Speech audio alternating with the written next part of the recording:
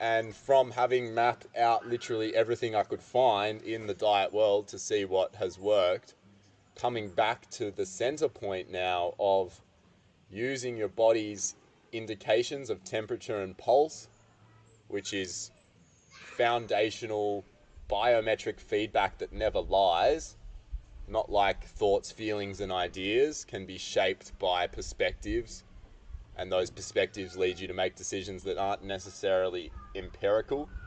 Temperature and pulse can give you an indicator and show you exactly how those macronutrients and your lifestyle choices are impacting your metabolism through time.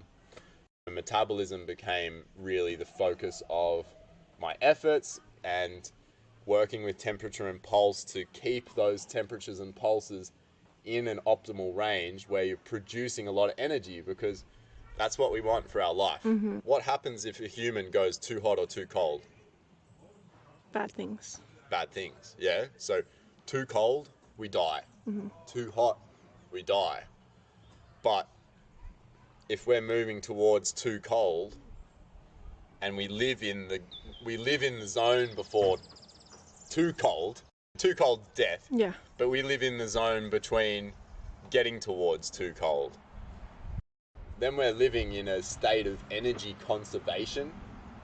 Our body's going, I don't have enough resources. I'm under constant threat. My environment is stressful. So therefore I must conserve resources. I'm going to create insulin resistance. So when I find calories, I'm going to put on loads of weight as a protective mechanism. I'm going to down-regulate my mood. So I don't want to go outside. I don't want to take risks. I don't want to do anything that might put my calories that I'm already in a deficit of at risk. So stress the body, hormones as stress well. hormones, yeah. And all of these stress hormones actually down-regulate our metabolism to the point at which our body's in an energy-conserving state.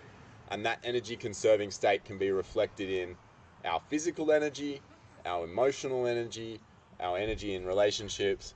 You can use a thermometer and a stopwatch to analyze your temperature and pulse and look at how foods affect you. And what we're trying to get there is a slight boost in temperature and a slight boost in pulse about 20 minutes after a meal. That's showing you that the food that you ate is impacting your metabolism in a positive way and that your body's creating energy from that food. If your temperature drops, you know that meal that you ate is creating an energy deficit. It's taking energy away from your body to digest the food. So I think that's a really simple tool that everyone can implement, is just carry around a thermometer in your pocket. Yeah. And take it after meals. And then you can go, wow, that meal that I ate just then made me feel like shit, made me feel a little bit depressed, tired, cold, anxious, and it also dropped my body temperature and pulse. As where, oh, but when I ate this thing over here, I'm feeling good, my body temperature's up. So, and then my suggestion is just repeat more of the things that make you feel good and boost your temperature, and avoid the things that drop your body temperatures and pulse. And I love that your advice is not eat this or that, it's actually track your body and get to know your body more.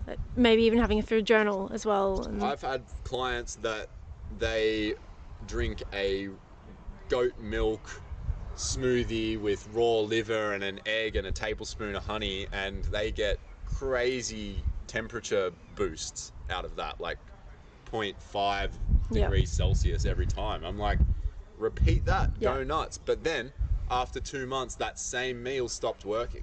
Interesting. And it's like their body was like, nope, I've loaded up on that now, that's enough of that, and now I'm not going to give you that same amount of temperature back. I love that, because that is just so important on keeping that observation of our body. So it's not the one perfect diet fits all. It's constantly changing, just like the seasons that we were talking about before. And I love that, because that really is the best health advice, is to really track how your body's feeling and your mind is feeling when you're eating all these different things.